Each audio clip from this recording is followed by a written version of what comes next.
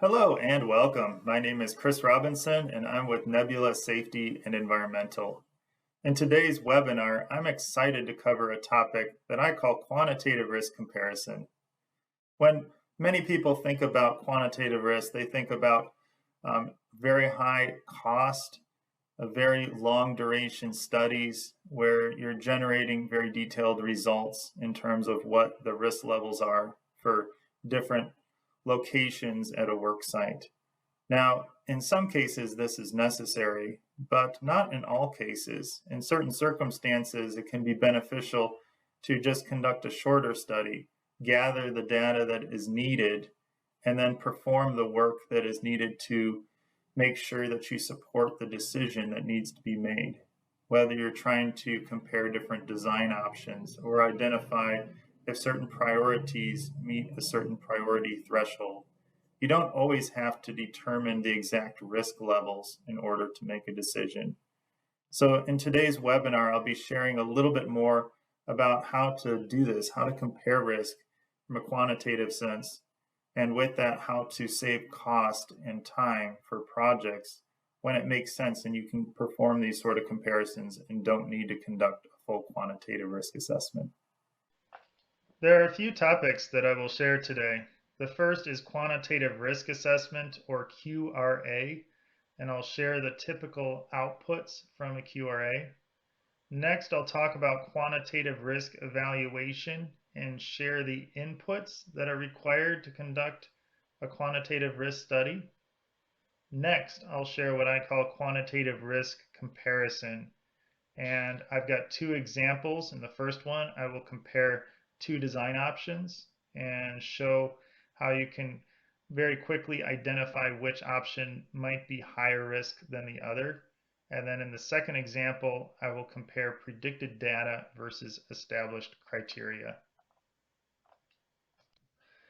There are two main outputs from a full quantitative risk assessment. So this is where you are taking all the input data and incorporating all that data into a very detailed model, running the numbers and generating results. The first main result is what's called the FN curve, and that's the result that's shown on the screen. What this gives is the predicted frequency of a multiple fatality event at the work site. So for instance, from this curve, you can find the 10 fatality point and you can draw a line up and find where that FN curve meets the 10 fatality line, and that is the predicted frequency of having a 10 fatality event at the work site. Now, in some cases, your FN curve might be above established criteria, as is shown in this example. Then what you'll want to do is make changes to the design, make updates to the model, rerun that model, and try to drive risk below that threshold criteria by making improvements that will reduce risk at the site. The other main output from a quantitative risk assessment is what's called individual risk per annum. Individual risk per annum essentially tracks a certain population group. So for instance, there might be operations group 1 at the site, and operators in this group may spend some time indoors, spend some time outdoors in various locations at the work site. And what the model does is determine, based upon where they're at and how much of their time they spend at different locations, it'll run all the numbers and determine what their risk is of being impacted at a fatality level from a process safety incident, process safety release.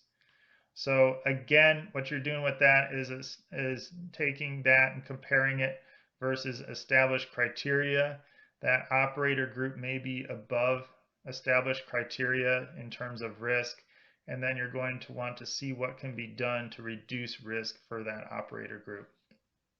So you can see that this is a very detailed analysis and it's very thorough, which is very good in many circumstances, especially if you're looking at a brand new site that's very detailed, includes a lot of equipment, In many cases, you're going to want to conduct a full quantitative risk assessment to be able to identify those risks and get get the risk estimate to the highest degree possible. Now, the drawbacks are is that it takes a lot of time and it's relatively costly to put together a model like this. It's just because there's so many inputs, there's so much data, it takes time to build the model, and it also takes time to QA, QC it, generate results, run mitigation studies. There's a lot to this. And so there are other approaches where you can pare down the amount of data that is required to build the model. And from that, you can reduce both the amount of time it takes to generate the model as well as the cost associated with performing the analysis. There are a lot of input parameters that are required to perform a QRA.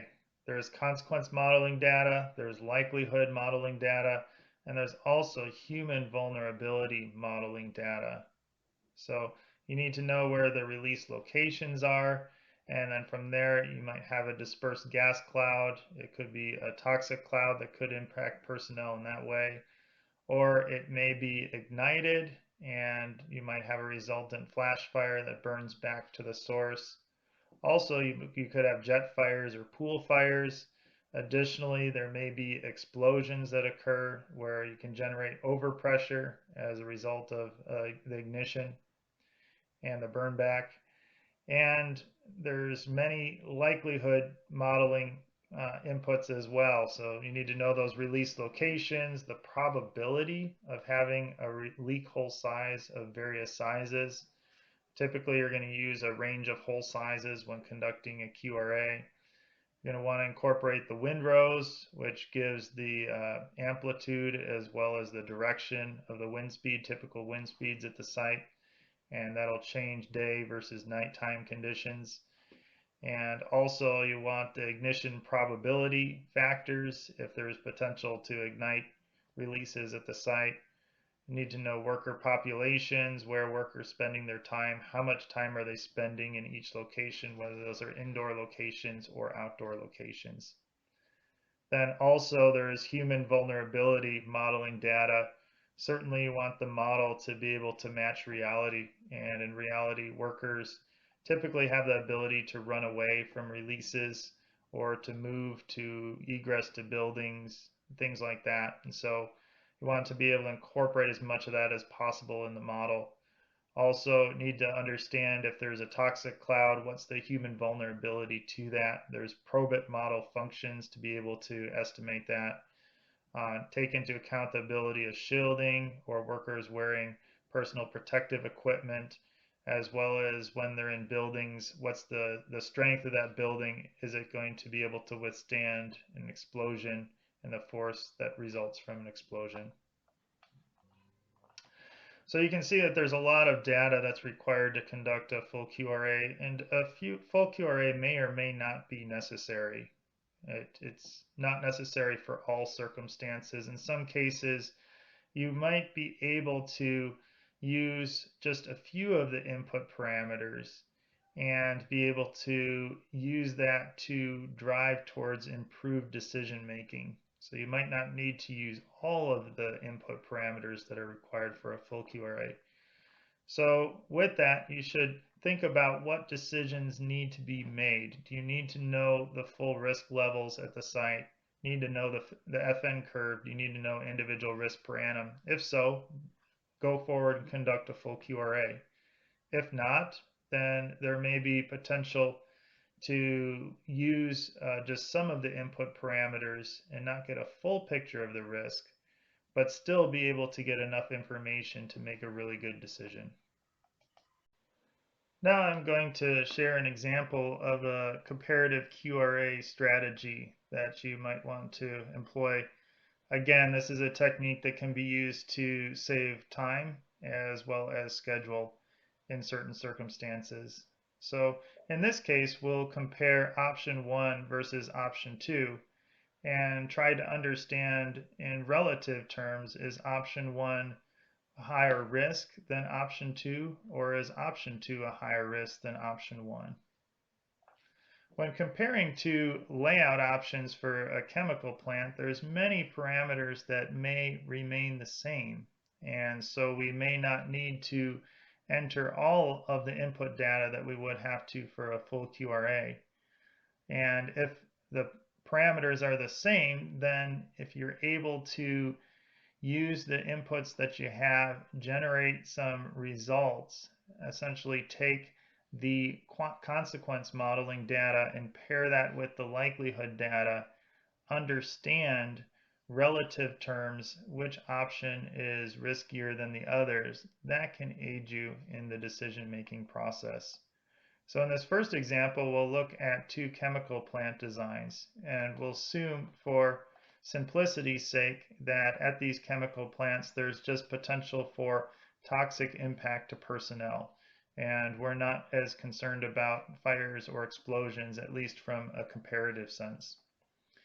And if you look at the input data that's required for a full QRA, you can see that if you're performing a comparative evaluation between two different options for this chemical plant example, you need very little of that data.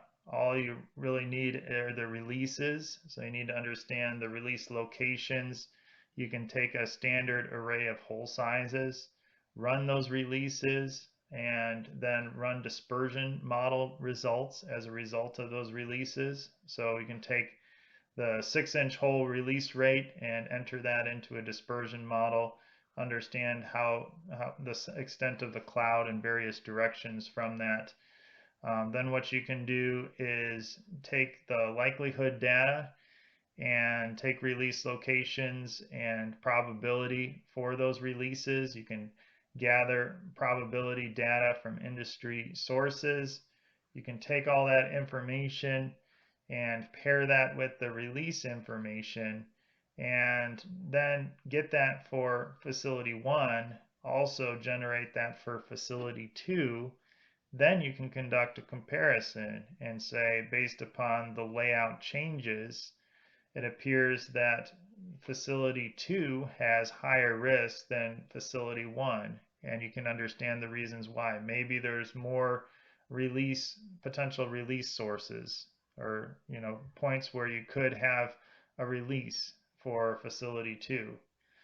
Maybe there's a higher number of larger potential hole sizes for facility 2. So generally speaking, it's typically the larger release sizes that can drive risk for a lot of quantitative risk assessments. So maybe you've got more 6-inch holes, for instance, potential 6-inch releases for facility 2 than you do for facility 1.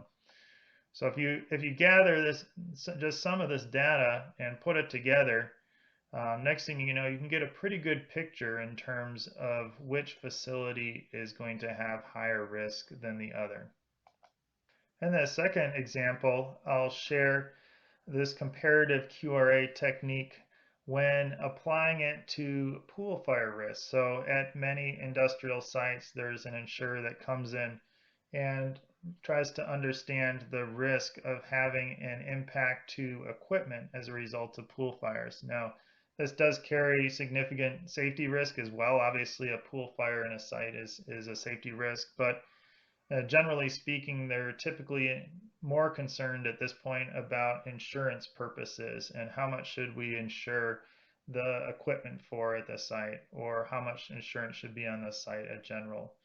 So with that, you might generate a number of action items from one of these assessments, these insurance assessments, and it might be challenging to figure out which priorities are really high priorities from a safety standpoint and which ones are lower priorities and from a safety standpoint. Maybe they carry a very high priority from a financial standpoint, but maybe they might be fairly low from a safety standpoint, just depending on the situation.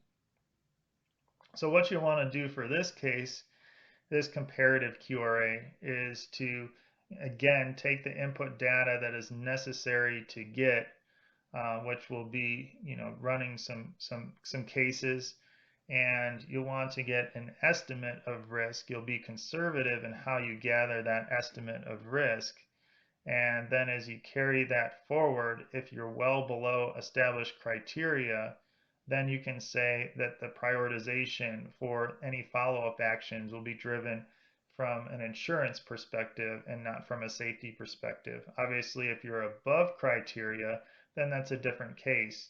And obviously, these action items or any follow-up will also be driven by the need to improve safety at the site.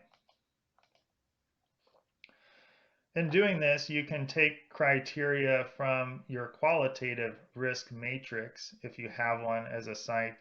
Many of these qualitative risk matrices also include some quantitative numbers in terms of likelihood of an event. And what you can do is use these numbers but apply quantitative principles and use this as criteria for when you would have a certain risk level as a result of a situation. There's also other criteria out there too. So if you don't have your own company criteria, feel free to find some online. But it's important to establish criteria in advance of conducting the assessment. And that way it's clear what the action levels are as a result of the analysis that we'll follow. So again, for this scenario, we'll look at the inputs that would typically be required for a full quantitative risk assessment. We'll cross out the ones that you may or may not need, maybe a lower priority for conducting the work we want to do here today. Again, we're looking at pool fire scenarios and trying to compare those versus established safety criteria. So definitely we'll need to have some pool fire modeling, have some ways, some techniques to understand the size of a pool fire and what those potential releases are and how big that pool fire might get. And then also we'll want to understand the likelihood modeling. What is the likelihood of these various releases that could result in pool fires? What's the probability of those? And could we ignite those or not? What's the ignition probability that is associated with that? The first step is to conduct pool fire modeling for a variety of scenarios. Then you can estimate the pool fire likelihood for these same scenarios, and you can make conservative assumptions for any unknown likelihood data. I'll show what that is in a minute. Then you can compare the likelihoods with established criteria, and you can see, are you above that established criteria or below that established criteria? And then of course you can always go back and make changes to the setup, the situation, or refine the data to perform further analysis. So there are a few factors that come into play when trying to identify the likelihood of damage from a pool fire event. First, there's the loss of containment event. You have to have a release scenario in order to have a pool fire. You can apply industry standard loss of containment data to then be able to determine what this parameter is. Second, it's the ignition. Is it going to ignite or is it not going to ignite? If you have a loss of containment event and it doesn't ignite, then you do not have a pool fire. Again, you can apply industry data for probability of ignition. The next factor is likelihood that recovery efforts fail to protect equipment. And what I often do for this factor is just set it equal to 1 initially. Definitely there's going to be recovery efforts at the work site, and folks are going to be trying to put out the fire, trying to contain the fire, whatever those efforts are. But if you set this equal to 1, it'll be conservative. Then the last factor is the likelihood of further escalation. There may be potential that the fire expands and there's more fuel sources that get added to the fire. I do with this one, just set it equal to 1 as well, and just essentially look at the likelihood of the loss of containment and the probability of ignition and incorporate that into the analysis as a starting point. And When you multiply this out, you can get what's the likelihood of damage from a pool fire scenario. Definitely, there's other factors that are involved if you're looking at potential for impact to personnel. You have to have personnel in the area. They have to be there such that they get impacted by the hazards. So there's a lot to look at here, but as a first pass, what you can do is just take this likelihood of loss of containment, multiply it by the probability of ignition for these pool fire scenarios, and then you can understand what is the likelihood in a conservative sense of having a pool fire where of a certain size as a result of leaks at the site. And that can help you better understand follow-up efforts, both from an insurance perspective as well as from a safety perspective. Thank you for watching the webinar. Again, my name is Chris Robinson and I'm with Nebula Safety and Environmental. I've performed many quantitative risk assessments of different types and styles in the past, from full quantitative risk assessments to more quantitative evaluations and screening assessments. If you need help with quantitative evaluation and would like assistance, please reach out to us. We'd love to help out and support you in your efforts to reduce risk at your site. Again, thank you and have a great, safe day.